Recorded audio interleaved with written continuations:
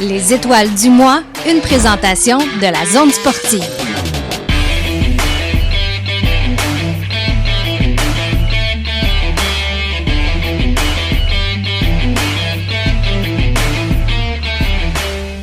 Le double champion québécois en motocross originaire de Saint-Hubert de Rivière-du-Loup, Félix Ouellette, a connu une saison victorieuse sur les pistes extérieures. Cet hiver, il participera au championnat provincial de snowcross juste avant de passer chez les pros en motocross en juin prochain. Que souhaites-tu améliorer avant de passer chez les pros?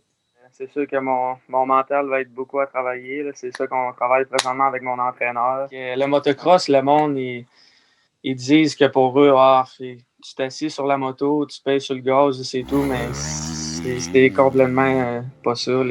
Il y a beaucoup, il faut que tu t'entraînes fort, il faut que tu manges bien, rendu à un certain niveau.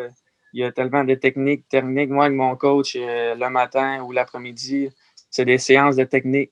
Puis même les meilleurs au monde en motocross, ils ont un coach, ils font des erreurs, il faut qu'ils travaillent. C'est extrêmement technique, le motocross. Ce serait quoi ton plus grand rêve? Je veux aller parcourir l'Ouest canadien, faire le national canadien au complet. Puis par la suite, faire une coupe de course aux États-Unis peut-être, là, voir avec les opportunités que j'ai. Tu fais du motocross depuis l'âge de 5 ans, donc je pense que tu es quand même là, dans un bain assez confortable, même s'il y a toujours du travail à faire. Ta sœur en a fait, ton père également. Mais outre le lien familial, qu'est-ce que tu aimes par-dessus tout véritablement dans ce sport-là? C'est quoi qui vient te chercher? C'est l'adrénaline que ça m'apporte, la fierté de gagner, le surpassement de soi, tout ça, là, c'est juste incroyable.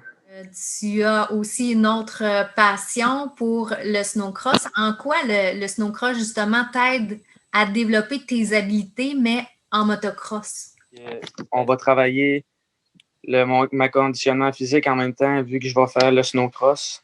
Et quand que je vais arriver, mon minding, puis tout va avoir resté là de course, fait que je vais être vraiment prêt à ma saison de motocross. On te suivra assurément chez les pros avec grand plaisir l'été prochain. Merci infiniment d'avoir pris du temps pour nous. Je voudrais dire un gros merci aussi à mes commanditaires. Roger Pelletier de Cabano, Premier MX, c'est mon mécano qui a toujours, avec ma moto, ça a toujours été sa coche. Il y a Team PRMX, Kawasaki Canada. Écoute, sans eux, rien de cela serait possible. Merci beaucoup. Difficile de ne pas parler de Laila Baudouin, boxeuse originaire du Témiscouata, qui a remporté son 3e combat chez les pros grâce à son premier KO en carrière lors d'un combat qui s'est déroulé, combat particulier là, qui a eu lieu au Mexique dernièrement. Ça ne s'est pas nécessairement déroulé dans les règles de l'art. Comment tu l'as vécu, toi? L'adaptation, ça a été le mot d'ordre là, pour tout l'endroit, pour tout là, au niveau de ce voyage-là. L'endroit où on a boxé, l'arbitre qui était contre moi, comme un journaliste l'a mentionné, j'avais deux adversaires dans le ring, puis c'est vrai. Mais c'est pas grave, ça m'a pas empêché d'avoir la victoire. Si ça avait été l'inverse, j'aurais été fâchée, mais je pense que j'avais vraiment besoin du knockout. Même si j'avais gagné ce combat-là au point, je pense que j'avais besoin du knockout pour le gagner parce que vu que j'étais pas chez nous, j'aurais peut-être pu l'échapper, puis ça m'aurait fait mal de perdre ce combat-là juste parce que je suis à l'étranger, puis j'aurais été très fâchée. Depuis plus d'1 an, tu boxes chez les pros, et ce qui est paradoxal, c'est que ton père, c'est un fan de la boxe professionnelle. Il aurait tant voulu t'inscrire lorsque tu étais jeune, mais à cette époque-là, toi, la boxe était vraiment loin de tes intérêts. C'est vraiment un peu hasard pourquoi j'ai commencé la boxe plus tard avec Mathieu Lavoision à Rivière-du-Loup. J'étais allée essayer le cardio-box, j'ai trippé. Puis, mon ascension a été très rapide. J'ai fini par gagner championnat canadien. J'ai été championne des Gants dorés à 2 reprises, vice-championne des Gants dorés. J'ai fait la sélection olympique pour les Jeux de Rio. En plus, à ma première année de boxe, je comprenais rien pourquoi j'étais là, mais j'étais là. Puis, c'est ça. Fait que ça a été vraiment hot. Puis, jamais dans ma tête, même quelques mois avant de tourner pro, j'avais eu la question à RDS, toi, est-ce que tu aimerais tourner pro? Puis je disais non, pas pantoute, ça m'intéresse pas. Puis 5 mois plus tard, à peu près, je tournais pro avec Eye of the Tiger. Fait que, tu sais, c'est juste des opportunités qui se sont présentées à moi. Puis c'est quelque chose à laquelle j'avais pas pensé. Puis finalement, quand ça s'est présenté, j'ai vu cette opportunité-là comme une chance en or. Puis je l'ai pris, puis je suis vraiment contente de l'avoir fait. Qu'est-ce qui te passionne le plus dans la boxe en tant que telle? C'est vraiment le dépassement de soi. Tu sais, j'ai fait des sports d'équipe dans la vie, mais j'ai fait le ski aussi, qui est un sport individuel. Tu as une équipe avec toi, mais c'est toi versus toi. C'est toi versus les autres, mais tu es la seule et unique personne qui fait en sorte que tu gagnes ou tu perds. C'est moi contre moi, dans le sens que c'est moi qui est toute seule dans le ring. C'est moi qui va gagner par mes propres moyens. Je m'appuie sur personne d'autre que moi-même. Mais ça, j'adore ça.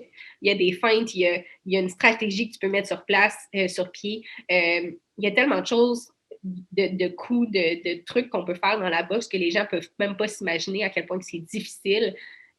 Faut percer la défensive, il faut trouver un moyen de rentrer, il faut trouver un moyen de placer des coups. C'est tellement poussé, puis mental aussi comme sport. En même temps de manger des coups, on essaie de pas trop en manger. Qui fait que c'est vraiment un beau sport, puis j'adore ça. Pour vrai, il y a rien comme ce sport-là dans la vie, puis il n'y a rien qui me fait sentir comme ce sport-là me fait sentir en dedans de moi. Qu'est-ce que souhaiterais-tu dire à la population en général, que ce soit les jeunes ou les gens un petit peu plus âgés, adultes qui te suivent? J'ai pleuré, j'en ai eu des phases difficiles, mais d'avoir un but auquel s'accrocher, ça l'aide vraiment à aller mieux. Puis, tu sais, je suis devenue championne canadienne dans la pire année de ma vie, pour vrai. Puis, ça m'a donné des ailes dans le sens que ça m'a tellement fait du bien de continuer à boxer. J'ai eu le goût d'arrêter, puis finalement, j'ai persévéré, puis ça m'a donné ce titre-là qui est incroyable, puis qui va me rester toute ma vie. Je vais toujours rester la championne canadienne de 2019. Ce qui est important aussi de s'entourer de personnes qu'on aime quand que ça va pas, puis aussi de professionnels, puis surtout les gars. Les gars, ils ont le droit d'avoir des émotions, puis ils ont le droit d'avoir besoin d'aide, ils ont le droit de pleurer. C'est une société qui met beaucoup de pression sur la présence masculine, sur être fort, être robuste. On pense à toute la pression sociale que les filles vivent. On parle de ça, mais on parle pas de la pression sociale que les gars vivent avec le fait d'être fort puis de toujours genre être l'homme de la famille. On parle pas de ça, puis ça, je trouve que c'est important parce que la plupart des gens qui suicident, ça va être principalement des hommes. Donc ça, surtout en région, c'est encore pire. Les gars, si vous avez besoin d'aide, c'est correct. Vous avez le droit d'avoir des sentiments, vous avez le droit d'avoir des émotions, puis c'est vraiment important, puis parlez-en. Anthony Couturier, originaire de Rivière-du-Loup, ancien joueur des Guerriers ayant évolué avec les Redmen de McGill, est passé de joueur de football à athlète en bobsleigh, un sport qu'il a découvert il y a 3 ans. Comment ce sport a-t-il émergé dans votre vie? J'ai vu un athlète qui jouait au football canadien qui s'appelle Jesse Lumsden, qui est probablement un des meilleurs athlètes de bobsleigh que l'équipe du Canada a eu dans les 20 dernières années, qui a fait la transition du football professionnel au bobsleigh. Puis j'ai eu la piqûre aussitôt. Je savais que ça allait pouvoir être un plan après que le football soit terminé. Et de quelle façon doit-on s'y prendre pour entrer dans une équipe qui représente quand même notre pays? C'était au mois d'août, là, déjà 3 ans. Donc, c'était à l'Université McGill où j'ai étudié. Donc, c'était assez facile pour moi de me présenter là. J'ai fait les tests physiques. Les tests physiques ont bien été. Donc, j'ai été appelé à aller à la prochaine étape qui était à Calgary avec les 4 sélections pour l'équipe canadienne.